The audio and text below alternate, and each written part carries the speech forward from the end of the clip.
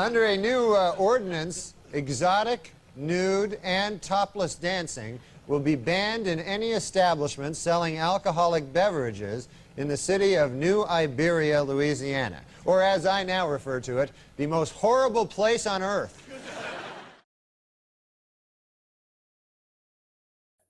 Have you seen The Matrix? I haven't. It's all right. There's a scene. The movie is fantastic. What I'm saying is that it's all right that you haven't seen it. The movie's not all right. You understand? But Yeah. there's this scene in the movie where they go to this like club thing, and it's like that like black leather like goth club, and people are in like the like bird cages, like "Rrr," going nuts. Are those real things? The bird cages? That and like that kind of club. Yeah. Yeah. I think that that's like a pretty German thing. Like that kind of club is like huge in Germany. The bird cages are real. I don't know that the like thrashy like BDSM vibe is always the bird cage thing. There used to be a bar called Pourvu in Hollywood that had a bird cage that would like come down from the ceiling. They were pretty into that, but most of the cages that like I've danced in cages, but they're always like open on the top and then it's like just the bottom half of the cage. And honestly, like I don't know what purpose the bars serve. Like I don't think it's really helping anyone. It's not keeping people out and it's not keeping me in. I don't know what the point is. I think about something I've been this phrase I'm looking for. A couple of my previous interviews touched on skateboarding, so I've had that in mind while I was researching yours. Does that yeah, that sentence made sense. I had to think about it. Um, is it just like another? Is it just like an obstacle to have like for the dancing that introduces like a new element to it? Because I feel like, for you as a dancer, you're just going to perform differently if you're on a tabletop or you're in like a cage or whatever. Is it just like I don't know? Does that make Yeah. sense? No, it does. I always sort of wonder why. Like, I think that they probably built them in for the aesthetics of it, just to like separate out, like, here's a person who works here versus like, here's everyone else on the floor.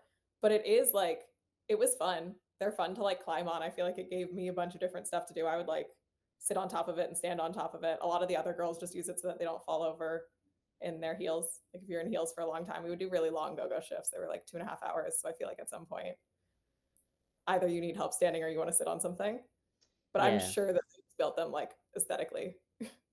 I They know like the yeah, after I wear heels for 2.5 hours, I'm totally out. So I understand yeah, wait, exactly. totally. One of the things I guess sticking on the skating thing, well, and the BDSM thing as well. When you're doing I don't know what it's called, the like, well, so okay, I'll just describe it, and you're gonna know what I'm talking about, but I don't know what the words for. This is gonna be a theme throughout most of the interview, I'm but ready. I've got the words. the like chain thing, that like where Yeah, there's it's just aerial chains. They're hardware store chains that we hang up basically. um, so I have so many questions on like that specifically because honestly that's like maybe the most interesting like that's like one of the most interesting things to me. Um, I I guess well this is a really shitty question, but can you just like how does that like impact your like dancing and your performance, like the chain aspect of it compared to like the more like hula hoop looking one? Yeah. I like the chains maybe better than anything, but I think part of the reason I like them is that they do half the work for me, right? Like everyone's excited to see chains and they like the idea that you're hanging from chains so you don't have to like have a like technically very skilled act. Not that like I'm not training, but I don't have to Yeah. do my best tricks. I don't have to do things that necessarily like put wear and tear on my body in the same Hmm. way. But the flip side of that is that the chains fucking hurt. And they leave these like weird ass like chain link bruises all over. But I feel like that's like kind of the fun of it. That's like the part that people like. The chains are cool. Most of when I do chains, I do it as a duo act. So I have a partner that I perform with and that's fun. In general, I like performing with another person just because I feel like the energy is there. It's like easier to get into it. People are excited. It's harder to like captivate an audience for 4 minutes or 10 minutes or 2 hours or whatever when you're just by yourself. So the chains are fun, both because the aesthetics of it do half the work and because I get to perform with someone else, which is like my favorite thing. Yeah, well, gosh, there's so many questions to go into on that, and I will get more into the partnership and the. It's like, it's funny. I live in Spokane, Washington, and it's like a 4 hour drive from Seattle. There's this store in Seattle, not a store, restaurant, whatever you call it. called Biscuit Bitch. And I've been there. I've only been there once, but like every time, I was gonna say every time I do it, but the time I've been there and ordered, their main thing is called a bitch witch. And like as I'm saying that, like a lady's taking my order, and I'm like, can I call it this? Like it's what's on the menu. But I was having the same like thing in my head of like the fact that the thing is called like Rock Hard Tits LA is like, shit, can I ask about that? And it's like I know I can, but it's like, am I allowed to call it that? It feels Um, vulgar, but yeah, you're super allowed to. I didn't name it, and arguably, I would love to change the name, but it's a little too late for that. So here we are, and people love it. I think it's a little insane, but people love it. They I get think excited. They want shirts. it's one of the things that like I found so what's the phrasing I'm looking for? Because like again, so much of like how I approach interviews literally just comes from the fact that I live in like a relatively small city, like 200,000 people, and I grew up in like rural Spokane too. So me living in like downtown Spokane is like I started that. I'm now 25, and I moved out when I was like 19, right? So all of these things I encounter, I'm like, are so weird to me, and like the work y'all do is definitely like no exception. Because I mean, I've never been to like a strip club. It doesn't hold that much interest to me. And it's also like the first time I'd seen even like tabletop dancers, I was at this place called the Globe, and I had like no clue what was happening. It was because it's also like honestly, I feel like for for you as a performer, there's probably a lot of just like freedom in it and being able to do like different shit and that you can't do in your day-to-day life. But like for me, when I was there, I didn't know how to interact with them. So I almost felt like I was in like church. Like I thought I had to be on like my best behavior. Like I didn't want to like say something or not that they were like staring at me needing me to do something or whatever, but um so yeah, I come at it from like a completely different angle than you do, which is but anyways, the question I was gonna ask was like, what is your relationship with like bruises? And I guess I'll give a couple references for you to bounce off of. Like, one, there's a skateboarder called Andy Anderson who's kind of currently like one of the goats, I would say, and he's talked about how much like he loves like when he's trying to land a trick for a video or whatever that like he'll just get like totally cut up and bruised up and how much he like loves that. And then funnily enough, the porn star Lexi Luna talked about how much she like loves impact play and how she loves like recovering from the bruising of it, which I thought was really interesting. Um, so yeah, I guess what is your relationship with like bruises when you're doing like the chain thing or whatever? Do you like you understand the question? I didn't Yeah. keep rambling. No, I really like the bruises. I think it definitely took like the people around me and the people that are close to me some time to get used to the idea that I'm gonna look like insane. And like when I was, Yeah. so I did flying trapeze all through high school. Like flying trapeze is the one with the super tall where you like go to another person. It's like 30 feet. Oh shit. Yeah. Yeah. Yeah. Yeah. Yeah. Okay. So I was like always bruised and cut up from that too. Hmm. And I used to get sent to like counselors in high school because they would like see that I had cuts on my wrist or bruises on my arms. And it was like I had like bruises on my hips from trying to do this trick for a long time. And you could like see them through my tights when I was in ballet, and people were like really upset about it. I got sent to a lot of counselors to talk about it. So I feel like after everyone around me got used to the idea that I was going to be covered in bruises all the time, and like I promise I'm going to speak up if it's a problem, but these are normal and this is like part of my day-to-day life. I really like them. I feel like I can see that I tried for something, like I can see the actual physical evidence that I was working on something that I cared about and I like worked hard for, or like we had a really good show and I get to like remember it for a week while I stare at the bruises and they heal. And also bruises have really cool colors. Like they heal weird. Hmm. It's fun. It's fun to look at every day. I wake up, I'm like, oh, that's not the way I went to sleep. Yeah, I totally get that, and that's one of the funny things. Like, I feel like when you're doing any kind of performance at like a high level, it something that I've been thinking about a lot lately is like I feel like it's almost gets the more like you dedicate yourself to any sort of craft, dancing, skating, music, whatever it is. For me, it's like interviews mostly. I find that like it makes it harder for me to relate to like non-performers, because like with interviews for example, like the amount of like I'm almost like passing out on like a moment to moment basis from like how much I'm trying to like think about the person I'm talking to. So like my sleep schedule is like fucked. I'll sleep like 3 hours at night and then I'll go to the gym at like 3 a.m. and then I'll like take a nap in the middle or something like some crazy shit. And it's so hard to like explain that to people. You know what I mean? And I Yeah. guess yeah, it feels like kind of that's what you're describing when you like you have like bruises all down your arms as like a teenager, but it's like no, I promise I'm not. You know. Yeah. Um. It's a learning curve for people to like, it's hard for them to understand, but I feel like once they do, it's good. Then you've like brought someone else into the fold, they get what's going on. Uh, Gosh, okay. I wanted to transition to Rock Artitele, but I keep for my mind is like totally blanking out. So, I'm going to ask a completely unrelated question, and then while you answer that, I will try to find the one that was going to set it up the way I wanted. One of your weirdo music forever, post Polaroid things, whatever. The caption was Jolene but sluttier, which I thought was very funny. But I'm just kind of curious, like what is the imagery of like the Southern Belle or like the like cowboy chick? Like what does that imagery bring to mind for you? Because I mean, y'all are still in your like your like cowgirl theme thing, right? Yeah, we are. We're like, I think the next show that we're doing is summer camp, so we're moving a little farther away from the cowboy. But when we first started the show, um, I we started it with another person who's since stepped down, who originally named it and was directing the first show, and then decided that that like wasn't for him and this wasn't where he wanted to be, and that's when I took over directing. But the one thing that we all agreed on, because we did 80s rock for like a long time. The first few months were just 80s rock. And the one thing that we said when we first started was that the July show was going to be country. And it was like the day before my birthday. So at midnight, it became my birthday. And I knew that that was like, that was the show we were going to do country for.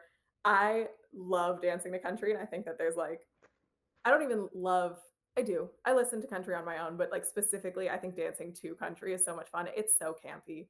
Like there is no, it's the only genre that has such a clear aesthetic. Like there's nothing that you could do that would confuse people about whether what you're doing is country. And I love that. I feel like it's such a bit. So I'm like really excited that we got to lean into it for one show at least. And now we're like figuring out how to navigate it. But I think it also has that like Coyote Ugly thing to it. Like there's a little bit of that like country and rock crossover that people shit on so hard. People hate country. But it's fun. The whole point is it's fun. It's not supposed to be complicated. It's not revolutionary. It's fun. And it's so much fun to dance to. It's so much fun to watch. I feel like, you know, a lot of the show and a lot of performing is just like giving people their like guilty pleasure vibe. And I feel like country is so many people's guilty pleasure. Like it's such a good time. You know, I mean, it's interesting, right? And like the I what's the phrasing I'm looking for? Um, oh God, starting a sentence in an interview is like it's so much harder than is possible to explain to people because like the amount of like branching paths I have in my mind is so crazy, and the trying to pick one is like so fucking hard. But anyways, it's an interesting thing because like country to me has such a high ceiling for like how good it can be. There's a lot of very good country music. Yeah, I don't know, like At Folsom Prison is the one that always comes to mind. I guess I'd be a little surprised if that comes up in the dancing routine, but like, um, the thing about it, and maybe you feel differently, but to me the modern stuff just like sucks. But I think a lot of that old like outlaw shit is like fucking awesome. So I don't know. I think it could is like a really cool, and it's also like I feel like there's a lot more like women in country music, especially like historically, than is super well known. So, Yeah. um, yeah, I mean, I'm not like a. What is the term I should use, by the way? Is like go-go dancer the term? What is the word you use? Is it just dancer? Do you care? Usually it's just answer, but I don't care. I'll answer to pretty much anything. I feel Because pretty flexible about it. I mean, because it was funny. Like anytime, I feel like my first thought was what most people would have is like when you see, like women dancing in like a somewhat, like sexy way, you just assume it's like stripping or whatever. But I was like, well, I guess it's not actually stripping because like I haven't seen a full performance of yours because I don't think there are any like online. But um, when I would think of like stripping, it's like the arc is like a woman comes out like fully clothed and then like becomes the like it's like it feels very like male gazy to me. Maybe you feel differently, but like the stuff you were doing is not really very similar to that. Um, so yeah, I don't know. I thought about that a lot, but I guess dancer is the term we use. But anyways, um, Yeah, God, I'm really sorry. I'm rambling on like so much. I need to No, leave I more don't mind. room for you to like answer questions. But um, one of the one of the things I've read about clubs, and I think this was true of a club in Spokane as well, funnily enough, is that like the dancers have to like pay rent to the clubs, which seems like fucking insane to me. But Yeah. how much of like that kind of shit was like fed into the creation of uh I'm just gonna say rock hard because like my Yeah, I that's usually what I say, honestly. okay When I talk about it, I mostly say rock hard. just because like I realize you're not gonna be like scandalized by me, but like part of me is like it's like the country boy thing of like I can't say that to a lady, but um No, anyways, I say rock hard. how much like of that was involved in the creation of like the collective that y'all are doing? I think like a decent amount of the club scene in LA is much worse than it used to be in a lot of ways. Hmm. Um, in California in general, in 2019, there was a law that made all dancers employees, which originally was supposed to protect dancers. Um, but what it actually ended up doing was make everyone who was working like a W-2 employee. So the clubs had to pay minimum wage and then the house fees went up basically. So like most clubs have you pay back the money that you make in minimum wage plus more. And it also like took away the travel dancer industry. So like in a lot of states you can go and work for a week and like make your money and leave. And in California, you can't do that anymore because you have to be an employee on paper. So nobody can come to California and dance. And I feel like that like really changed the scene. And then in is it 2020, maybe 2021? I don't know, somewhere in COVID, Star Garden is a club in LA. Hmm. And the girls went on strike to form a union because they were having such a hard time with the like owners and the general management. And I think that also that was incredible. They did an incredible job. There was like a New York Times front page article. It was like big news. But I think in a lot of ways that also changed like club culture. COVID changed club culture. LA just also like people aren't going out the same at night anymore. And I feel like what we were finding was that they want more. Like you have to offer more than just a bar or more than just going to the club and seeing what happens. So I think what played into that a lot was like we had this group of girls who are incredible dancers who we knew that we wanted to work with, who wanted to do weirder stuff and like funnier stuff and dance to live music and have all of these things. And the like demand was so there from the audience in terms of people wanting to like they'll buy a ticket or they'll pay a cover, but they want more than just like a normal night. Everybody needs more value for their money now. And I feel like in creating that, we found that. Where was I going to say? Yeah, I mean, there's so many things to go into, and like you're doing a great job, and you're giving me so many things to bounce off of, which is really wonderful. But I guess the thing that comes to mind, do you know Run the Jewels, the band? Um, Mm-hmm. Killer Mike has a line, I think from Run the Jewels 4. I don't remember what song it's on. I'm not a holy man, but I'm moral in my perversiveness, so I support the sex workers unionizing their services. Um, yeah, which I think is that you're the first person I've heard like I didn't know that was a real thing. I was like, oh, sick. Yeah, Uh, it is. It's like a pretty big deal. well, and I didn't have this written down. There is an alternative musician named K Flay, and she at one point was talking about like alt radio and the fact that they're like I can't remember when she said this, 2019. It's probably still true now, but like I think women are probably like the dominant force in alternative music right now, but like that's not necessarily reflected in like radio play. And she went on this like whole rant about like Marxism and the fact that like uh like women don't own like the means of production and all these sorts of things. And it occurs to maybe you feel differently, and I don't know if you would think about it in like the theory sort of terms, but like it seems to me that y'all are like just doing some real like revolutionary ass like shit with like the dancing and the collective and everything, which is like there's not really a question there, but I think it's like super cool, so I wanted to mention it. But Thank uh you. you Yeah, are welcome.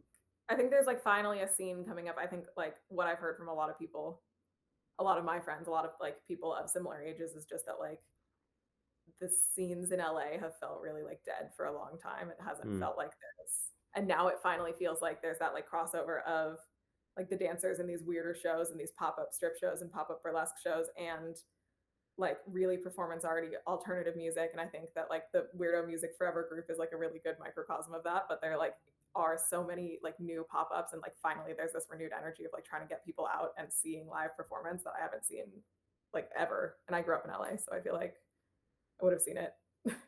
Yeah, no, I mean, I'm certain you would have. And like, it's funny that you shout that out in particular, because like Weird and Music Forever is how, God, that's how I found like 3 interviews in a row. And you know, it's funny.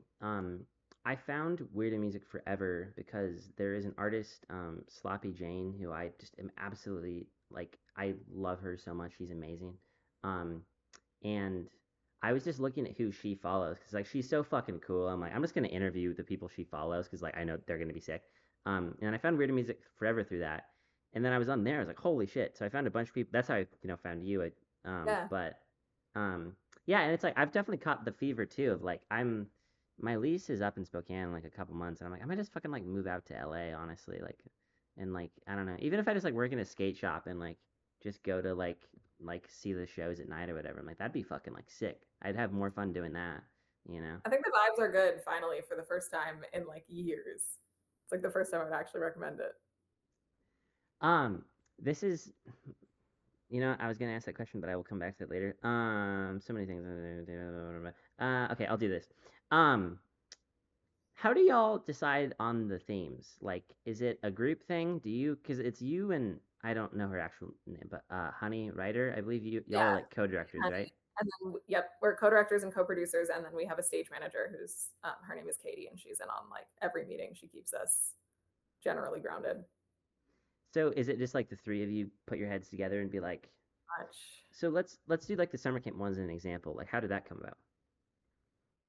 Summer camp came about because Honey really wanted to do a slasher number. I think that she really wanted blood, and we were just off the heels of Rock Hard Gone Wild, which was our like spring break, and we knew that we wanted to like take some of our favorite numbers from that and some of the songs that we had learned. We try not to make the boys learn like an entirely new set list. We were trying to like roll over some of our favorites into the next one, and she wanted to do this summer slasher thing. I think someone, Wait, and so, real quick, when you say the boys, you mean the live band, right? yeah, Black Widow is the name of our live band. Sorry, continue. Shameless plug for them, Black Widow. No, you can plug whatever you want. You're chilling. Yeah. But So you don't make them learn new songs at summer camp. Sorry, we try to make them learn like, try not to add more than like 4 to 8 new songs. Our set is usually about 18, so we try and keep some of our like favorites, some of the like back pocket songs that we already know, just so that it's not like a whole new show to rehearse. We're trying to be conscious of everyone's rehearsal time also. I think that summer camp maybe came in as a suggestion from a friend, but I don't remember who. I think one of Honey's friends had mentioned it in passing. Maybe one of the other dancers, maybe Anna Star. I hope I'm right about that. I'm going to credit her. Yeah. Well, again, I didn't have this written down, but like, and if any of the questions veer into bad taste, I'm sure you'll let me know, and we'll just move on. But I'll let you know, but I'm worried about it. with like thinking about like Honey, for example, I mean, y'all have like different like body types and everything, so I imagine the dancing is different to like for what works for you, each of you specifically. And I guess when I think about like slasher movies, a lot of it is like the very like large chested ladies or whatever getting like it's a really kind of weird thing if you think about it for a long time as to like why that's such a dominant like, or at least was such a dominant like form of media back in the day. But Yeah. I digress. Um, I guess what it really gets down to is like how much inspiration just like comes from like your own like body and like looking at yourself and being like, I think these sort of stories and things will like work well with like me. A lot of it. I think that's part of the reason that we've like stuck with such a core cast, especially for the monthly show at Sassafras. We do have other dancers that we rotate in for. We do like a cabaret style pop up a couple times a month, and that will like rotate in other dancers. We've got other like favorites, but in terms of doing the actual show at Sassafras once a month, the like full costumes, everything, like I think that's part of the reason that we've stuck with such a core cast, and it's 4 girls, including me. And then for the country show, we had 1 guest dancer, just because it was my birthday and I wanted her. And she did a crazy number. She stripped out of a chicken costume. She threw out buckets of KFC. She had a chicken nugget bra. It was really good. But I think like in terms of generating ideas for numbers, a lot of it comes from like what I know I want to do and what I think is going to look good on my body, what Honey knows she wants to do and what she thinks she can pull off. She's an actress. She's got like bits up the wazoo. She knows what character she wants to play. And then I think we know the other two girls, Anna and Stevie, so well that it's like super easy to cast everyone in these pieces. And that helps a lot. It's definitely about like who's good at what's going to look good on who. Also, like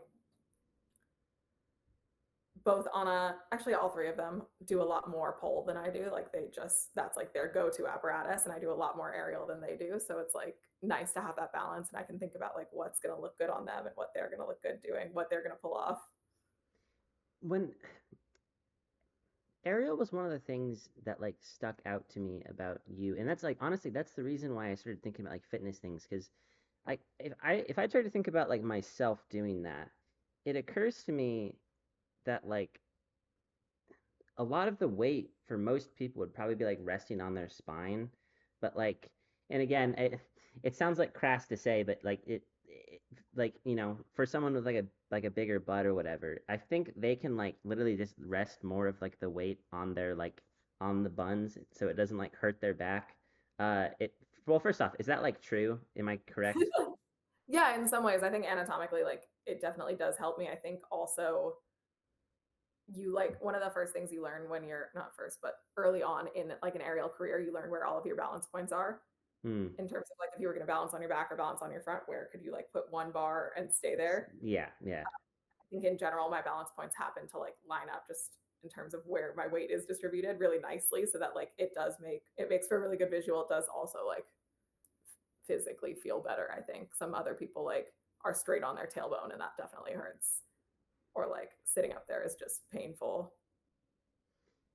So I guess when you're like, and of course, it's a very physical like job, but how there's so many questions I have on this, I guess, but how much does like your workout routine change between different like sets? Because it occurs to me that like your body needs to be in like a pretty specific, like not only in good shape, but like good shape in a way that looks good for you for the dance, that works for the tools you're using. Like that's an insanely small needle to thread, you It know? really is. Yeah, it's hyper specific. I also tore both my shoulders, so I like a lot of what I do in terms of like cross training is just weightlifting to make sure that my shoulders aren't dislocating when we're on stage. So pole's probably largely out for you then, right? I Or can do it maybe not feasibly. your, sorry. It's just not my favorite apparatus. I feel like some people love it and it just Hmm. doesn't do it for me. I think because I spent so much time like hanging from horizontal bars, the idea of like supporting myself that way is just like not particularly interesting to me. Yeah. Um, but there are definitely things about pole that are challenges with my shoulders in a way that I think I've like just put more time into learning how to work around it for aerial. Yeah, sorry I interrupted, but you tore your shoulder, so you start like weightlifting is an important part of it. You were saying on Yeah, that I like do fitness routine. like a decent amount of weightlifting, particularly like when we're kind of not off season. Off season feels crazy, but like in the off weeks that we have, I have a little more freedom to like cross train. Um, Mostly it's like the things that I have to avoid. Like I I try not to run anymore. Running is like not super good for my body in terms of like uh, puts pressure on my hips and it like generally tightens up my muscles, and like because I have to stay like a certain level of flexible without like dislocating my joints, that just like in my experience doesn't work for me. I do I was up until like 2 weeks ago training for like a Latin ballroom dance competition. So that was like a lot of my cross training for a while. And that was like a lot of the cardio, which is nice. Yeah, I I think it's really like it varies week to week in terms of like how bad my shoulders are feeling or how bad my body is feeling, how many shows we have, how much rehearsal we have, how much I'm working. you know you mentioned like that running is not how, and I guess I'm because I was trying to put like words on that in terms of like one of the things that was so interesting about you in particular was like, I think I can't remember the first video I saw. Well, the first thing I saw was the Weird Music. I don't remember the first performance I saw of yours, but it occurred. I had like no clue what was happening, which like that's always my favorite thing because I get really bored. Like I don't know. in a lot of conversations I have, like I just kind of immediately know like everything we're about to talk about, and I don't care about that very much. That's really boring to me. Yeah. Um, so like the number of like techniques and like also like your body and like how you use it, I had just like no frame of reference for it, and I was like, I don't know how the fuck she does that. But like I'm trying to think of how to describe this. Like my workout routine, for example, I think it sounds like maybe I do a little bit more like running than you do, and I don't do like super heavy weights. I do fairly light weights, and because I don't know, I'm much more interested in like the lean kind of thing for like myself, but like it occurs to me that this is so hard to describe, but we'll see if we get there. It Yeah. occurs to me that I think what you have to do, like for you, and let me know if I'm right, is like you have to have like exactly the right level of muscle that you need, but then also, and I don't mean like fat in a derogatory sense, but just like in terms of not like super lean Yeah. tissue or whatever. But like it seems like you also have to have like a level of like fat above that that you can like accentuate physically, and that will like move in like a way that is inviting for your performance. But well, I guess Yeah. first off, is that correct? Yeah. No, I think that's correct. I think there's like a level that I know works for the show and for like the way that I like to perform, and like it really is just about maintaining that mostly. I think yeah, I think that's pretty spot on. Okay. I think I've exhausted the fitness topic, but let me cross them out so I don't remember. There's so many things. Oh yeah, I completely forgot. I can't remember her name. We have some family friend who I've never seen this, but there's this story that like literally every time what's that fucking Def Leppard song? Pour some sugar on me, or whatever. Yeah, allegedly every time that comes on, no matter the environment, she'll just start dancing on a table. Um, can you maybe offer insight as to why? I think that's because of the movie Coyote Ugly. I will blame Coyote Ugly for that for sure. That's like their classic "Get Up on the Bar" song, and I think maybe it's like really bled into the culture. I'm gonna be honest. I have definitely gotten on top of some bars when I heard "Pour Some Sugar on Me," but I will get on top of almost any bar. So that's it's not really song specific. I just like to be on elevated surfaces. Isn't there some like So Rude shirt about that? Yeah. Remind There, me what it says. I It's actually don't like know if we put it on our website. oh God. Well, We have like a bitches yearn for the elevated surface, but I don't think that it's I think actually that up might be right what it was. Yeah, I can't now. remember. We love it. A- Anyway, Oh, uh, there's if I don't get more attention, I'm going to start dancing on the bar is definitely yeah, up. that's what it was. I Yeah, yeah. that was my business partner for So Rude. One of our there's three of us, but one of my business partners made that as like a love letter to me, and it's my favorite shirt. I don't know that we've ever sold one to anyone else, but I have like four of them, so that's really all that matters. Dude, that's awesome. Well, and it's like I think the thing I love about So Rude is that like it is so um like it seems like very intensely personal in a way like well because I assume Honey is one of the other people. Is it She's for not that? actually. It's my other friend who also dances under the name Honey, so it's like deeply confusing. And then our friend who did the fried chicken number. So it's actually like a fully separate little group of people, but they are like super intertwined. One is a stripper, and the other is a former professional circus performer. So Well, very I similar mean vibe. like the fact that there are like there's like clothing with like one of I don't literally know who it is, but like one of the founders like boobs, and then like your Yeah, butt is just like on one of the shirts. I'm like that's like I don't know anyone else who's like doing that. It's very unique to like y'all and like the performances that you do, because like I couldn't do that because people would be like what the fuck why, but like you guys that's like your job, so you can be like sure we'll do that, which is like sick. There's not a yeah. question there, I guess, but it's cool. No, the boob shirt actually came from. She had made a round of them when she was like a sophomore in college and just sold them to frat guys long before. So it's technically a re-release. That's so awesome, dude. Like Oh, so like she she's her amazing. she herself would like go up to like frat dudes and like sell them. Yeah, she just like made a big run of them and sold them all to like specifically frat guys. That's so funny. It's like I, whether like it, what am I looking for here? I'm so scatterbrained today, but um, the like I'm constantly watching like interviews with people.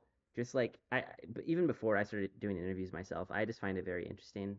And like it seems like there's something in the water right now, of just like, I mean, there has been for a long time in terms of like the relationship of women with their own bodies and their sexuality, and I mean, I think there's so much more to it than just that, but like, you know, between like y'all and fucking like Charlie finally popping off, and I've loved like Charlie XCX for like forever, but like it just seems like there's such and also like there's such a big trend now of like female rage in like stories, you know, and like the fact that that is gaining so much traction is, I don't want to say unusual, but it's fairly new, I would say. Um, so again, I'm realizing none of these are questions, but I think y'all are doing like a very zeitgeisty thing. I doubt that's the intention, and like I don't know if you like No, realize it, but but I think that's why I'm hoping that's why it feels like organic and that's why it feels like that was because it was never the intention, but it does just like I think it goes back to feeling like there's finally like a scene for this now. Like I really do for the first time ever feel like people are actually interested in these kinds of things and like sort of interested in that like lowbrow art fringe culture like situation in a way that isn't that is like pushing the needle towards women and towards like these kinds of like sexually mm, freeing experiences and things like that. yeah, I mean, and it's also like one of the reasons that I was so like enamored with your work is compared to like, I mean, here's the thing. I realized that like my dad, for example, if I were to like show him your profile, not like I'm just using him as an example, Yeah. like he would not understand it. I don't think he would be able to tell the difference between like you and like obviously there are a lot of like hot girls on like Instagram, but like the thing that you are doing is not really even remotely similar. And like it occurs to me that I get like I feel really bored when people are like playing to some like version of me or even just like the male gaze thing, whatever. I find that really fucking boring. Um, so like I think, and again, maybe I'm just trying to put words to something that you're doing like intuitively or just for your own sense of whatever, but I think the fact that y'all are just like so concerned about your own like fun and your own development is what makes it very unique. And like I can kind of like tell that you don't like care if I think it's like super hot or whatever, which is like I think that's like really cool. I'm much more interested in that than like strip show or something where like some girls pretending to be like super into me. It's like I don't And care. I You think don't have there's to a be lot of into me. people that do that well. Like there's already a lot of girls out Hmm. there that are like working in the clubs that are hustlers in a way that I will never be. And I think the thing that we do keep coming back to is like when we have a show that we don't doesn't go super well or like we're in a bad mood, like doing something that is funny and that we love and like we just think is like the dumbest act, like the worst possible thing we could put out there and having people love it like changes everything. That's like the whole point. That's what we do this for. And like anytime I start to forget about it, it comes right back. Like I remember this is it. Like these are some of my best friends and we get to do the weirdest shit in these bars. And I think it's a lot more about like building the party. Like it feels almost more like when you go to a club and you like have bottle girls, like it's more about like being out there and like having a good time and like building a party for someone than it is for like that one-on-one attention that people go to strip clubs for, Hmm. which I also love. I think that's great for a lot of people. I think there is like a subset of people that wants that. It's But I it's think a we completely hit like different thing, yeah. yeah. Um, I had a thing and then I completely lost track of it. You know what's funny is I feel like my arc with interviews is like just becoming like I started really well prepared and then I guess I did like a lot of research for this, but like more so like over time, more and more over time I must say, um I think I just like become like more skater dude with it and I'm just like, you know, um there's not a point to that sentence I guess, but it's a thing I thought of. It's natural. It just like works out. It's like Yeah, the and natural. it's interesting because it's like I'm so like this week I've been like so focused on like you in this interview that like it's really hard for me to think like a week beforehand what I was thinking about. So maybe it's just like I had some sense that that was what you would respond to, but I don't know. I get what you're talking about because like if I can handle if I like fuck up and it's because um like I failed or I didn't like with interviews for example, sometimes when I eat shit with a question, it like that what it bothers me only when it came from a place of I was like pandering or something. Like I thought they would like this question, so I asked it instead of like I was interested, you know? Yeah. And that's what like really stings. Like that's the thing that really bothers me. Is not like if I eat shit or if someone hates me or whatever. It's like if I like betray whatever my own like You gotta motivation was. trust your instincts. Yeah. Yeah, exactly. Um, what's the phrase I'm looking for?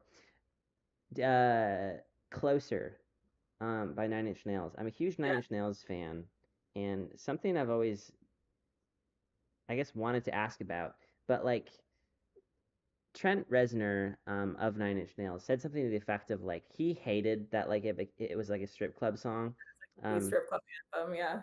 and he said after, so he wrote it when he was I don't know 25, 26, something like that, and he said something to the effect of like he's just, at the time I'm just gonna call my next album songs for titty bars I think is what he said, um, in like a derisive way.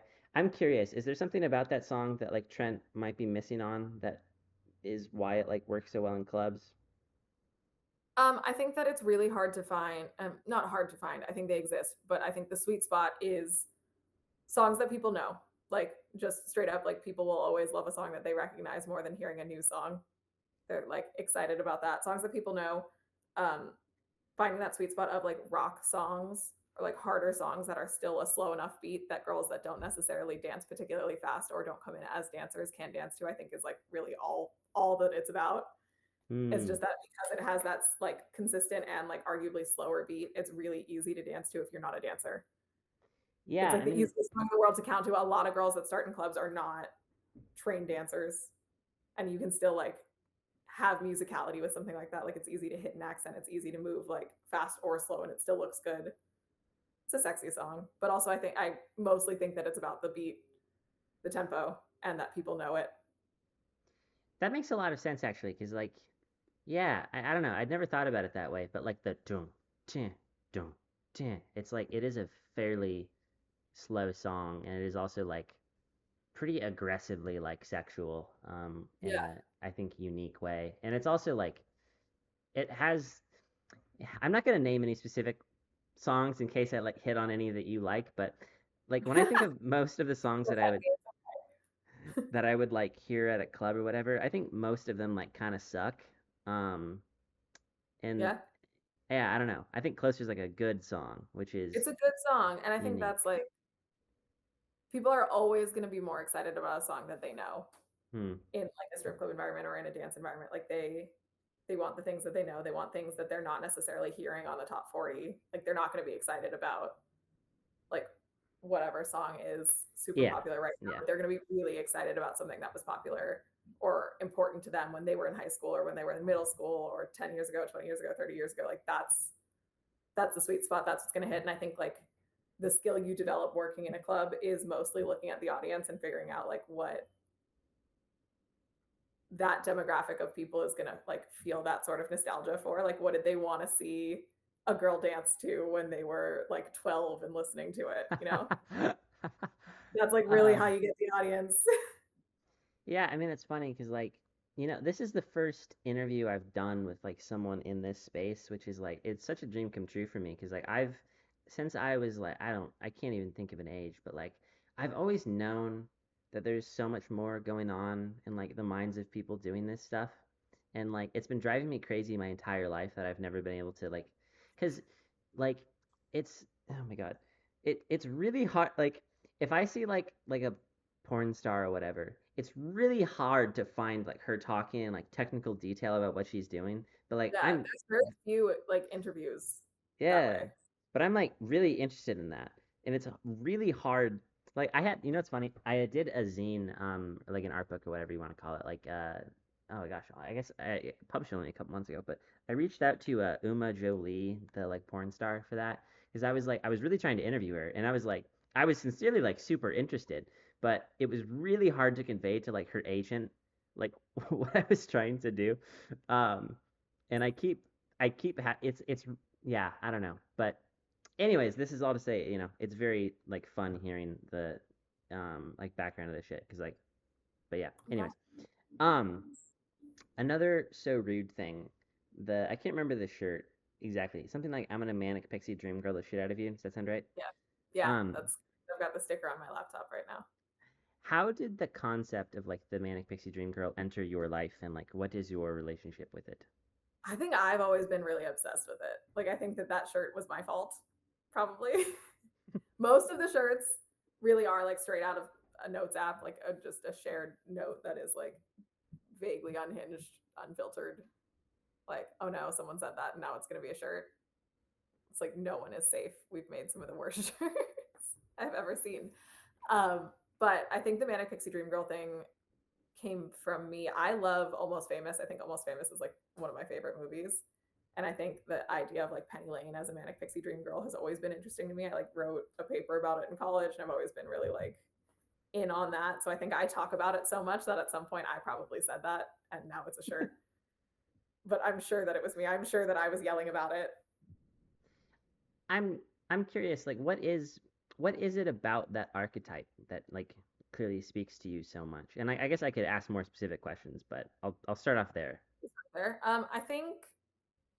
I think it's probably that like untold story thing, right? Like the same thing that we were talking about where it's like so hard to find someone talking about the specifics Uh, of like their work as a stripper, their work as any sort of sex worker. Like it's that like whole other story that's missing. Like you have this entire person who's basically like driving the story. Like they are the mechanism through which everything is happening and you see almost nothing of like what they're actually thinking. I think it's that idea that like it's so inconsequential to them. They're just like working behind the scenes and it's like this man, like, whatever, the man, whoever the protagonist, like yeah. it's their everything and they're like having their whole other life on the side. We're not even seeing it. Like it's so inconsequential in that way. And I think that that like untold story thing is really interesting to me. That's The like sick, dude. butterfly effect, who you're affecting around you and how they see it versus you see it. God, man, this is like one of the coolest interviews I've done. This is so much fun. But Thank you. um, like it strikes me again as a similar thing with like skating, for example. Like my degree is in urban planning, funnily enough, and I was doing that until like somewhat recently, and then quit for I don't know. I mean, again, you have free reign to ask about anything you want. It doesn't have like, but I don't like rambling about myself because it makes me like feel insecure. But the fucking when I think about like urban areas, for example, especially in America, they're designed very badly. And they're like it's very automobile focused because people didn't care enough to like do a better job or it would cost too much or whatever. And the fact that like skateboarders are able to make like a whole art form out of that, out of like skating, like really uninhabitable areas is super interesting to me. And I guess like it occurs to me that I feel like a lot of women have done a similar thing with like male gaze kind of storytelling. Like maybe you would feel differently, but I feel like Manic Pixie Dream Girl is a very like male gazy kind of Oh, thing, and like it's very interesting hearing you describe it because like yeah, that is like never would have occurred to me, but I think it's like cool that, and I honestly again I don't want to suggest that you or all dancers feel this way, but like to me it seems like there is an amount of taking like a culture that is very unhelpful to your worldview and then just like fitting your own way into it, which is like really, I think, unique to your profession. But um, yeah, yeah, I agree. I think definitely super on board with that. I think, yeah, you kind of nailed that. shout outs. One of the things I do in, well, I guess I've only done it in a couple of my interviews. I didn't do it for this one, but um, I'll try to find someone's like letter. Do you know what Letterboxd is? Yeah, I'll Yeah. try to find someone's Letterboxd and like watch the top four movies. I couldn't do that with you, largely because like I think because you I also perform. don't have one. Well, it was a couple things like, and I kind of knew from the jump that this was going to be like the most intellectual interview I've done, which I think most people wouldn't expect, but like the like how you keep an interview lighthearted or like on a more surface level is by asking like kind of weird out there, like, tell me about this place you were at when you were in middle school, and like they're like, whoa, crazy, and they talk about that, but like that was like hardcore and not an option for you because I didn't like know your actual name, and I wasn't gonna ask. Um, well, I say actual, but Yeah, no, I would, yeah. legal name. Actually, Uh, so then I was like, government. well, that cuts that off. So like the only things I could prep questions on were like I just literally had to watch you like dancing and be like, and just think through that, which was a super interesting challenge. But uh, where I was going with that, um, sometimes when I'm interviewing people, I'll like go through their letterbox and look at the top 4 movies and then try and at least watch like one of them to ask about. So I didn't do that with you because you don't have a letterbox. But if you were to, or if I were to have done that, is there, a movie or a couple movies that you would have been like, you have to watch this one before we talk? Showgirls. I know it. I've not seen it. You should watch it. It's insane. You should definitely watch it. I have a Showgirls bumper sticker on my car. I'm like real all in on Showgirls. I just rewatched it last night, so Hell it's yeah.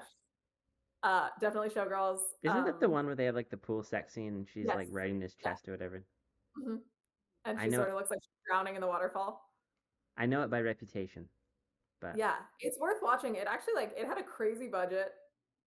It's like maybe ahead of its time. It might be good. It's so bad it's good. I don't know. Best worst movie of all time. Definitely okay. on the list. Okay. Highly recommend. Um, And you in mentioned terms of just Almost like Famous earlier as almost well. famous, it's like very high on my list. Cry Baby, John Waters.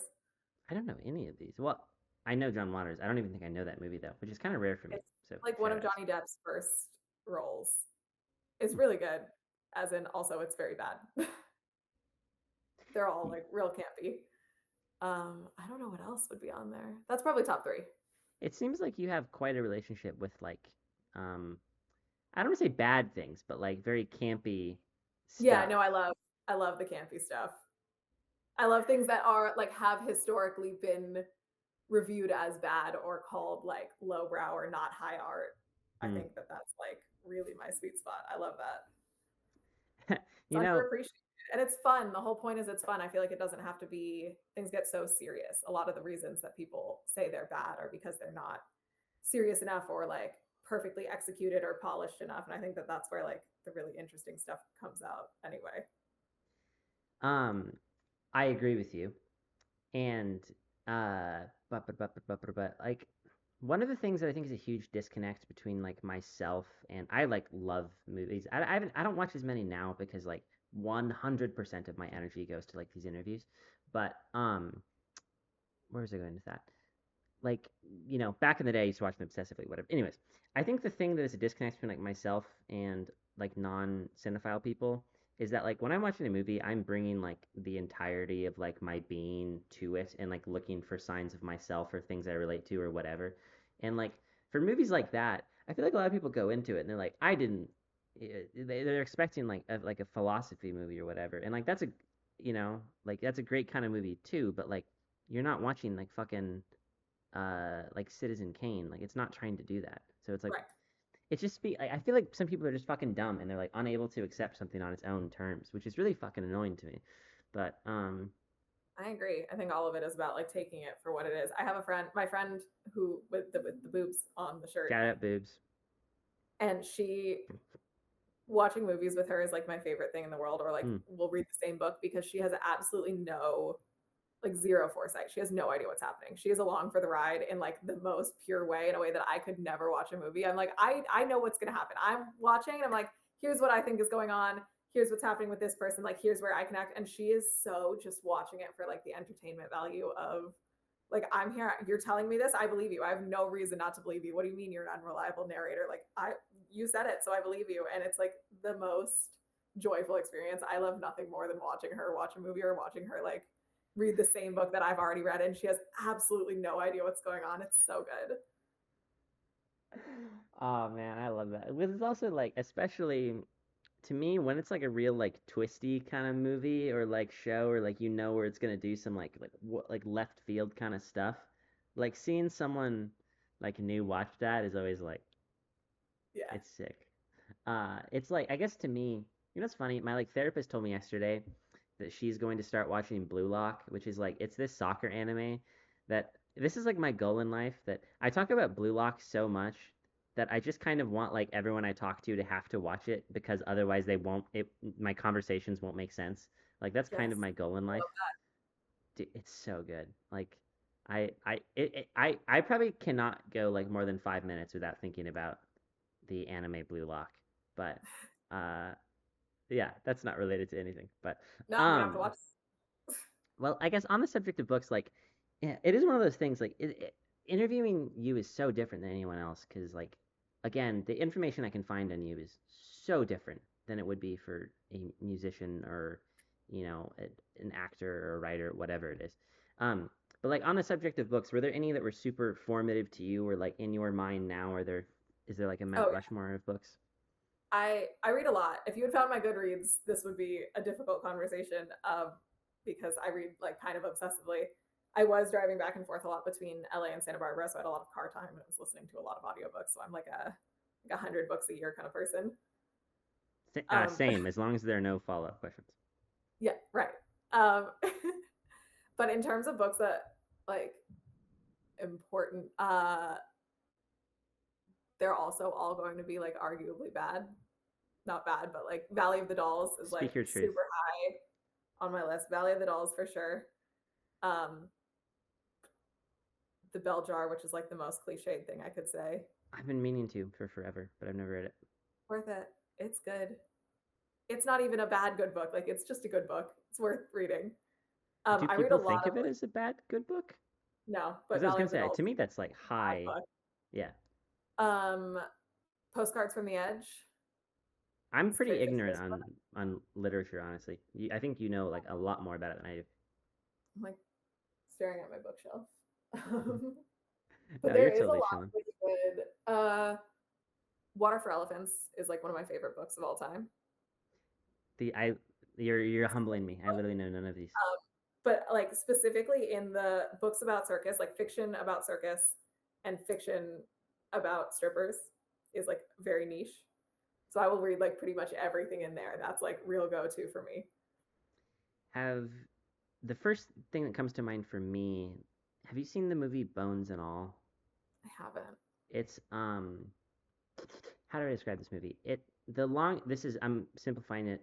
Uh, my dad told me I'm not supposed to say that I'm simplifying things. Is it makes other people think I'm calling them dumb, which I'm not. Um, to me, I'm like I feel bad that I'm like dumbing down that I'm like simplifying the plot because I'm like they put a lot of time into writing this, but I'm not describing it the same way. Anyways, but it's basically like a love story, like road trip movie about like two cannibals. Um, and there's one scene where this is like I guess like what is your capacity for descriptions of violence actually? Because maybe I shouldn't. Very high. Okay. Super high. Um. Totally. Okay, fine. Because I have a whole other life as a murderer, so I've been holding that Okay, great. back. Yeah. This is a great time to come out with that, actually. There's this scene where like Timothy Chalamet is like jerking off a guy who like a carny, um, and then like right as he like orgasm like slits his throat. Um, and I guess whenever I hear the word like carny or carnival, I just immediately think of that. Um, so yeah, That's crazy imagery to just have in the back of your head all the time in terms of like, I dude. guess people probably don't say carny to you that often, but No, it doesn't come up as much as you might. Th- this conversation, I realize that I have this thought only because you've said it. yes. Yeah, no, we've actually just unearthed this problem for you. No, it is funny. Like I have a very associative kind of memory. Like someone says something that just makes me think of like movie, book, whatever it is, you know. So yeah, I have a lot of those, and it's like it's so hard to explain to people like the thoughts I have in my head. Uh, but you know, yeah. What are you gonna do? I guess on so this isn't a question. This is just like a fun fact thing. I'll just turn my camera. I'm gonna probably fucking cut this part of the interview anyways. But the Downward Spiral, the Nine Inch Nails album. Yep. Interviewed my first interview for one of my zines. I interviewed the person who did the album art for it, Russell Mills, which he's like one of my like heroes. It was super cool. And he mentioned like how much he loved Sylvia Plath. So that's what it made me think of. But so anyway, I guess it's like Ever read some Sylvia Plath? It's the I right do time need for it. to. Yeah, because it's like I feel like she's a perpetually very relevant person. Because I guess my understanding of the Bell Jar, which I think is their only book, is that right? It's the only fiction. She has like collections Oh. of poetry and then she has journals published, but it's the only like full novel. Is she the chick whose like grave keeps getting vandalized because people don't like her like husband or something? I don't know. You know what? That's fine. That's lore to find out later. But fuck, where's I going to that? You know what? Whatever. I'm just gonna move on because I completely lost track of it. Um, God, I haven't asked a question in like an hour, dude. That's a I funny don't know. I thing. feel like we've been talking about good shit though. You know, that is like when I said this to my mom earlier, and she said like I shouldn't say this, but not that we weren't even talking about like interviews or whatever. I said something to the effect of like, I feel this is very egotistical of me, but this is my genuine belief. I feel that there are very few people in the world who like have to think about conversation as much as I do for like a billion different reasons. That I mean I could get into, but it would take a long time to explain. It's very like trauma stuff, but um, so like when I watch um I need to turn my mouse off. I'm realizing because I keep fucking up. Doesn't matter. When I watch like interviews, like people conducting an interview, I can learn a lot about that person very, very, very quickly. Um, because like you, for example, like you throw out so many ideas and things that like, whatever someone picks out, that is going to just be whatever they're the most interested in. So like if you were discussing a dancing routine and then I asked like a bunch of like salacious questions or whatever, well then obviously that just means I'm like just super horny, Yeah, you can you see know? where you're leaning. Yeah. And then as compared to like if I don't want to use me because this sounds like I'm talking myself up, which is not my intention, but like what the fuck was the start I had of that? Oh yeah, like you mentioned talking about good shit or whatever. I guess for me, um, I realized this in the editing. I never realized it in the interviews itself, but like the thing that I find compelling is just like when someone is excited about something, you know? And like I had an interview with this guy Fat Gomez who is this like Italian digital like artist dude who I found do you know the band Machine Girl? Mm-mm. They're so cool. They're like insane. It's the craziest music I've like ever heard. But Matt Stevens and Machine Girl is like one of my like absolute heroes and is like my dream to interview them. Um and anyways, I was interviewing Fat Gomez, like a very talented, Italian illustrator. And we ended up talking about like skateboarding for like 90 minutes. Um because I asked like one question about skating and then we were just like off to the races on that. And oh gosh. Yeah, I find that like it doesn't to me it doesn't even really matter if you touch on like all the things that someone would want like a fan of that person would want you to ask about because I don't really give a shit. Like my goal is just for the person to have like had a good time talking to me and like everything else is pretty secondary to that. But so yeah, well thank you. That's very kind and observant of you to say. Um I guess I will ask a question. Well, we've talked about skateboarding a bit. Like, are you a skateboarder? Because to me, it seems like it's almost. I'm not saying this is the case, but in my mind, it seems like almost impossible that you wouldn't be, even though that doesn't make logical sense. But are you a skateboard person? I'm not. I feel I like kind there's of a, wish I was. I just feel like I missed the boat on it. And I feel like I had so many opportunities. I grew up in Santa Monica. Like my best friends are in Venice. I feel like I had all of the skate culture around me and I just like fully missed it. I mean, well, you certainly still could still do it Yeah. if you wanted to, but like it's also I guess I think you're probably exploring a lot of that territory in like just in your dancing. Um like I don't know. I don't know if I've seen people talk about it, but like the shit you do seems like the exact same thing as skateboarding to me. Like it just seems like literally the same thing. Because I mean, you're using like obstacles for you. It's like the bar or whatever, and like the music is a huge element of it, as it is in skating. There's all this like technical shit and like physical fitness and like the toll it takes on you, like bruises and everything. To me, it's like I don't know. Yeah. So. Yeah. I think there's a lot of crossover. It does feel like I can see how it feels similar and I can see like even aesthetically how it's similar. I Hmm. think my a lot of my friends from high school, like during COVID, decided that they were going to get into skating. And I just at the time was still dancing and couldn't bring myself I feel like I have to be so calculated about like taking on new hobbies or trying new things because like if I get hurt, then I'm out of work for like however long. Yeah. And I just couldn't like it wasn't worth the calculated risk at the time, but they had a good time. I feel like it was fun. Kind of think I missed out. I'm gonna turn my AC on because I'm like starting to sweat. Please let me know if you hear it because I would way rather be way too hot than have a shitty sound in the background. Um, is it coming through? I guess I was asking now. No, I don't hear anything. Sick. Uh, do you have like a dream? Like, okay, cast aside like physical reality and money. Do you have like a dream club or like stage environment that you would want to perform in? For me personally or for the show? I think they're two For different you. things.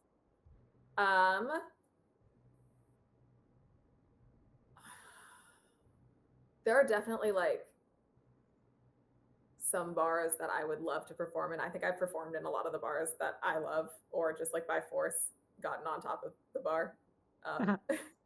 Truly.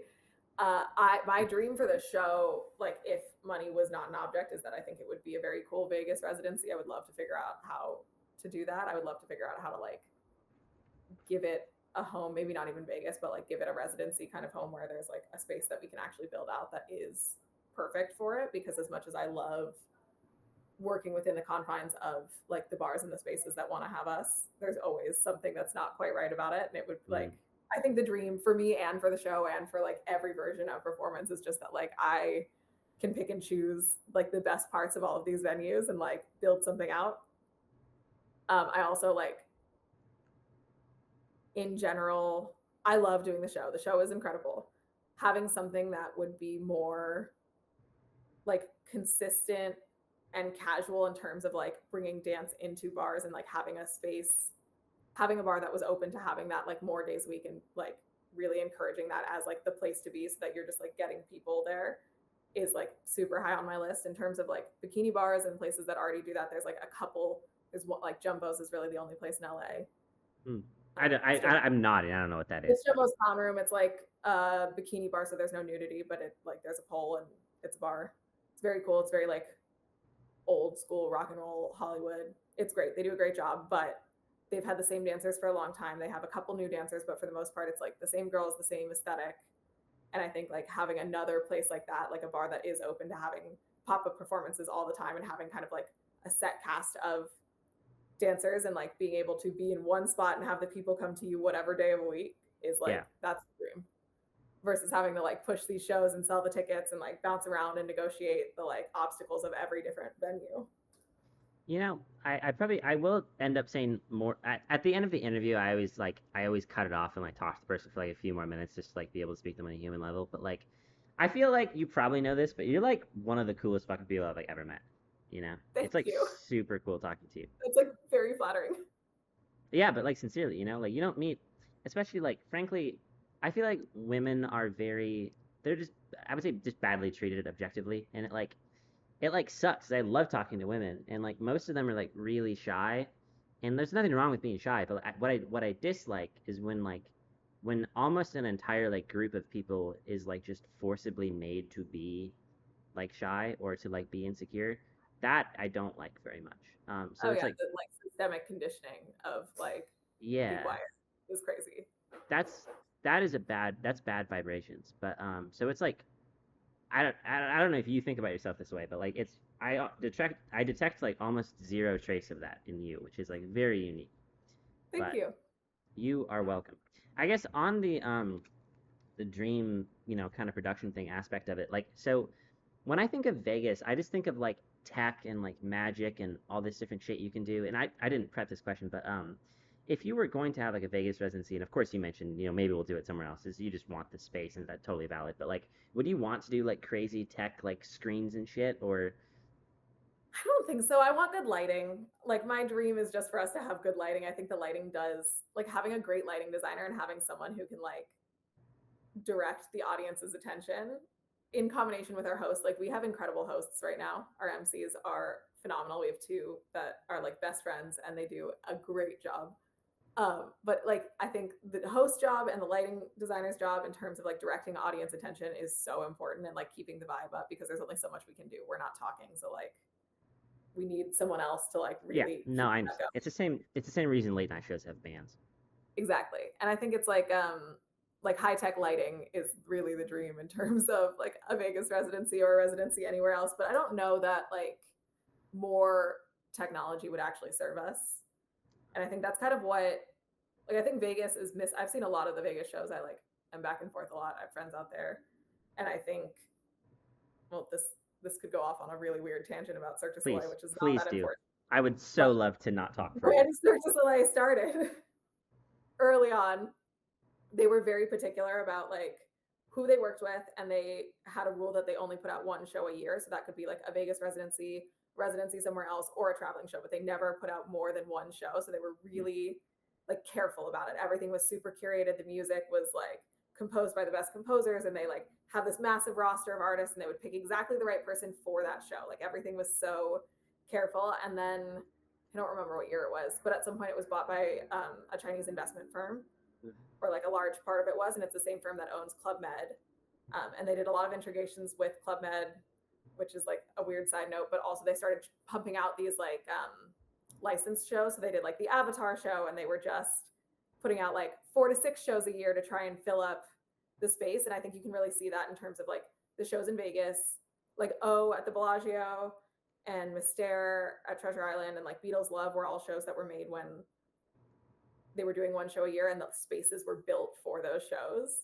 And I just don't think that they do that anymore. Like they just put it in wherever there's an opening. These theaters exist, and you just shove something in. And I think that it like really takes away from building an experience. And what Vegas is missing in terms of entertainment is that like just that care, like that attention to detail is gone. And Yeah. also there's like nothing for a city that is so about like interaction and like sin and being able to like whatever play on your desires. Like the shows are so sterile. They're so like someone is on a stage and the line is drawn so hard, and there's no like interaction, there's no play with it, there's no like bouncing around. And I just feel like that's such a missed opportunity. It I know what you're describing. I come at it from a different way because like I have the amount of knowledge I have about dancing is what I've acquired in this week. But like I feel the same way about like Nine Inch Nails, for example. Like the fact that Trent, I don't know how much like of their stuff you've seen, but like Trent Reznor is someone who is like out of his fucking mind. Like just one of those people who is like a once in like 100 years kind of like artistic genius, you know? The like amount of attention he puts into like I probably will send you some like clips of like Nine Inch Nails because their lighting is like fucking insane, dude. Like I've seen shit in their like live footage that I've literally never seen anywhere else in my entire life. But yeah, dude, fucking investment firms like in just it bothers me that there are like cool things and cool people, but they all get ruined by shitty people who already have enough money but need more. Um, I find that irksome. But and here's the thing, and I'm not afraid to say it, okay? Uh, yeah, I've decided I'm gonna be controversial guy from now on. That's gonna be Good. my yeah. Controversial take. We don't like when art is ruined by money. Yeah, it's like By the need for money, the need to generate more money than is like actually humanly necessary. have you ever seen Chainsaw Man, the anime? Is my thing getting out of whatever? Yeah, it'll figure it out. It is okay.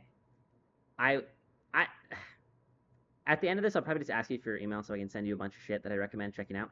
But like, Chainsaw Yeah. Man is so fucking good, and basically the arc of the show is there's this character Denji, and like his dad owes money to the Yakuza and then dies, and then the guy in the Yakuza is like, hey, now you have to pay it off, and Denji's like 11, you know, so he becomes a devil hunter at like that young age, and then literally starts like selling his like organs to make money for the Yakuza, and he's literally like he's sitting in this like fucking shed, like with his pet devil, like getting like the rains coming down on him, and he's just talking about like how happy he is that his like pet dog devil is there, and I was like, um, and then as the like show, you know, manga, whatever goes on, like he's talking about his like dream in life is just to have like bread that has jam on it.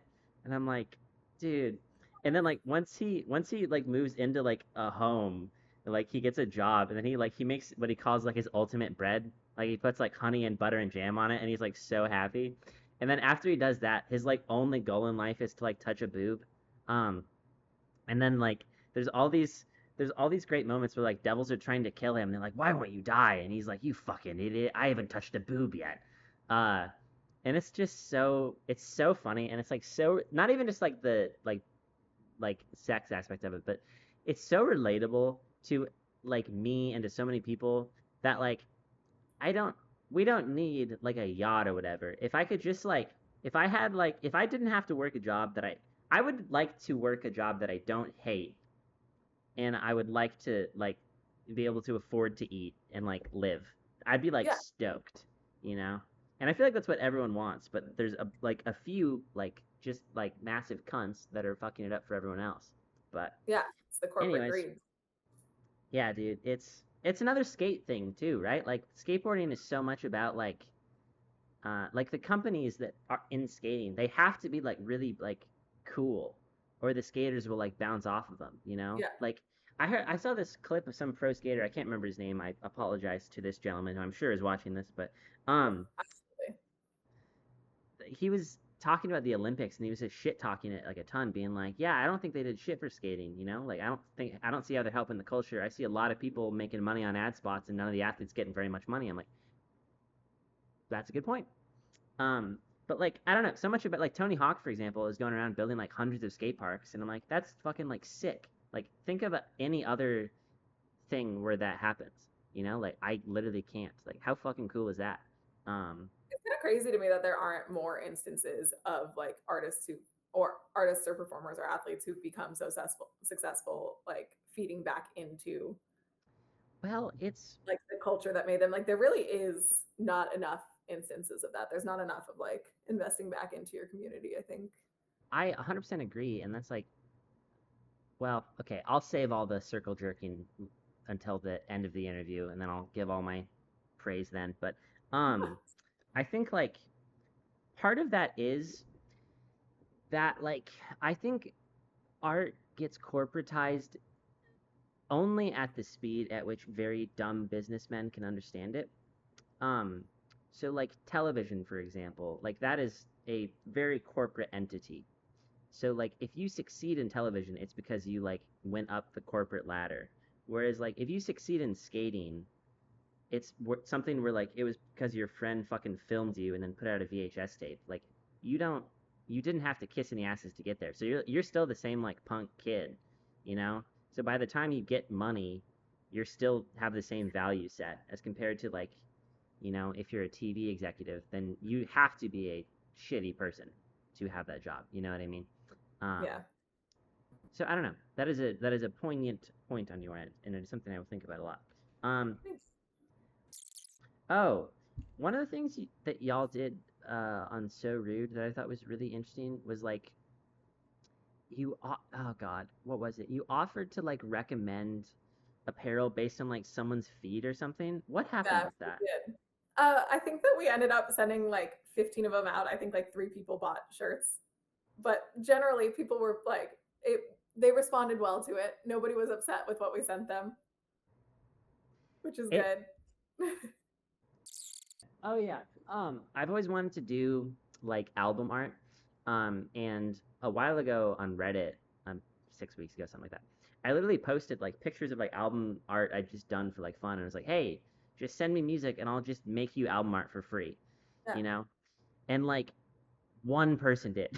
I was like, guys, can you just take the W, please? I want to do this, you know? But Yeah. like I feel like it's hard having like cool ideas because most people are like, I don't get it, and that's lame and annoying. But so I just want to shout out because that was a cool ass idea, and I'm sorry it didn't work out super well, but it was an interesting Works out thing. enough. Every once in a while, something works out really well. And other than that, like we had that stupid viral video in the I didn't see it. bathroom. I don't know if you saw that. Oh, is that the one of like you on the It's the two of toilet us or whatever? peeing and holding hands. It was an Yeah. accident. It really was not supposed to be a viral video. It has absolutely no So Rude in it. There's like nothing about his marketing, and suddenly that was like our most popular video. I was like, I'm sorry, I don't know what to do with this. Like, this is absolutely not marketing. This is nothing. You've all followed this account, and now you have no idea what you got yourself into. This is like not at all. I don't know why you followed. But like, just take it and run with it, man. Like, Yeah, no, what's it's the worth worst it. they're I'll gonna take do? it. Yeah, yeah. Like you know, you got it on your own terms. Like that's still the person making the apparel is the same person doing the P touch. So Yeah, um, exactly. That's what it's about. that's what it's about. Um, why did you have the Henry David Thoreau quote on that one shirt? That's a really good question. We got really into Thoreau on birds. There's like a collection of all of Thoreau's writing about birds, and we were in New York. The trip that we did, our like Times Square billboard. Yeah. We were all in New York together, and we found a copy of it at this like used bookstore. And my friend with the boobs on her shirt, Shout out boobs again. shout out boobs, is really into like transcendental environmentalists, and like she's that's like what her master's thesis was about. Like this is her thing, separate from being like a career stripper. And she found this book and she was super excited about it. And we were going out that night, I think, and she was just like generally anxious. So she decided she was going to bring the book to the like nightclub. So like standing in the elevator with like 10 girls in their like little dresses and all the promoters, and she's like reading it out loud to us. Like every taxi we took, she would read a passage out loud. Like she just could not let go of this book. So we did make a shirt for her. And I think it says Goodwin killed a pigeon today. And there is no mention of Goodwin again in the book. There's no mention before or after. There's no context for who Goodwin is. There is no real like discussion of that event. That's it. That's the entire entry. That was one of the times researching you that I was like, who the fuck is this chick? I was like, It's a 'cause, really like, good question. that came up, and I was like, I tried googling it, and it took me like several tries, and I was like, Yeah, the it's fact hard that to find. It's not a well-known quote because it means nothing. like the fact that like a dancer like was aware of that, and then like took the time to make that a shirt, despite the fact that like it's actively difficult to find that quote, is like Yeah. crazy. Yeah, no, Uh, super big like insider. I don't know who it's for, but the like four oh, people who bought that shirt love it. I swear, those four people are having a good time with that shirt. it reminds me. Do you know the comedian? This is an old reference, but do you know Don Rickles? I'll send you a Uh, clip of it. Doesn't matter. maybe. He was this old. He was kind of an old insult comic. I love him so much. But there's he used to be on like Johnny Carson's Tonight Show a lot, and I watch those old clips like obsessively. I love it. But there's one he made some joke that bombed or whatever. I can't do a good Rickles impression, but it was something like, "Oh, that's an inside joke," and judging by the audience's reaction, they understood that. Which that's kind of how I felt about like the Yeah, Goodwin. that is the vibe for sure. Shout out Goodwin. I think I only have a few more for you, but it's gonna be great. And then yeah, I'll reserve time to laud you with compliments. I don't remember if that's the word that I. Does that word work there? I think so. Yeah, I don't Yeah. know. Theme. So we talked about that a bit earlier. How many like themes are kicking around in your head that have not yet happened? A lot, including some really bad ones. Can I hear the bad ones? Yeah, we're in the process of trying to figure out if we can put on a Fast and Furious show where one of the girls dances in a bald cap as Vin Diesel the whole time, and I'm not really sure who that's for, except that I think it's for me. That's definitely one of the bad ones. No, I It's can't. That's definitely very. bad ones. If you want to do it, fuck it. Yeah, why not? Yeah, I think the people that like it are gonna like it, and everyone else doesn't have to go. I think that's a good way to look at it. And I'm trying to think of other ones. We definitely in September we're gonna do like a rock hard fan favorites show, so we're gonna let people vote on Instagram and like pick. Yes. Sorry, I thought you were gonna say. I don't know why I thought you were gonna say it. I thought you were gonna say we're gonna do a 9/11 show, and I was like, that's not a good idea. That's Don't do a that, terrible Ruby. idea. I was like, I don't know why I No, thought you were gonna say that. like the worst. That's worse than the Fast and Furious show. No, I think we're gonna do fan favorites, and we're gonna let people like vote on the numbers that they liked. That's awesome. And I want like a divorced dad rock show. Like I just want like that's my dream. I think in February we're talking about doing a punk show, which I'm like super excited about. Other than that, I don't know what else is out there. Are themes eras? Some of them are, and some are not. Sometimes. What is the demarcating line between an era theme and a non-era theme? I think that when we first started, a lot of our themes were eras. And now I think less and less are, because just simply the way that we're picking music is less era based. Makes sense. Yeah. two final ones for you. These are the ones that I asked to everyone. This is the setup for the question. This isn't the question itself. Do you know the Voyager Golden Record? Mm-mm. It is in the 70s, NASA sent off two rockets into space. The purpose was, I think, to photograph like Jupiter, but on them they affixed what they called golden records. These things that had like engraved into them were like images of humans eating, and there were like animal noises on like the actual sound portions. And then there were, I think, 30 some odd songs on there from like Indian music and Bach and Mozart of like human culture. It's like a time capsule basically for aliens. And it was designed to last like a billion years. So there's a decent chance that aliens will like find it and like literally listen to this music. If you were in the room, is there a song you would have insisted needed to go on the golden record? Oh God. I don't know that I would have felt so strongly about it. Like I think I would have picked my battles in that room. I'm not sure that there's like a lot that I would have put on it, but probably like a Rolling Stones song. I'm a big Rolling Stones fan, and I feel like that's like, culturally important. I hit my shirt with my pen and then had to check if I got ink on it. Is there a specific song that would jump out to you, or just something from the Rolling Stones? But it's hard to say beyond that. Yeah, something that's hard to say beyond that. I think like Miss You or Beast of Burden are my two favorites, but I don't know that that makes the most sense. I like For an Sympathy for the Devil a lot. That's like one of my favorite acts. I love that song. I just love like really like story based songs. I think that's really cool. That's like just like circling back. That's what country does right. Country does storytelling right, especially like old country. God, That's yeah, what makes I 100% agree. And I think, do you know Pete Seeger? Yeah. Well, never mind. I was gonna be like, I have some cool. Well, no, I will probably still send you some Pete Seeger songs though, because I think there's some. Do you know Frankie and Johnny? It's a whole song about like a husband who cheats on her wife, and then she like just like shoots him. Yeah. It's very like there's a lot of country songs about like dudes killing their wives, but there's also a lot of country songs about wives killing their husbands. Yeah, there are. The latter is more interesting to me, but Definitely. last question for you. What kind of art do you think the world needs more of right now? All art. I know that that's a terrible answer, but we don't have enough art. There's not enough art. I think performance art in general, like any performance-based art, is not seen on the same level because it's like just not the same even on social media. Like any recorded version is not the same as human interaction, and I think that we have that replacement a lot.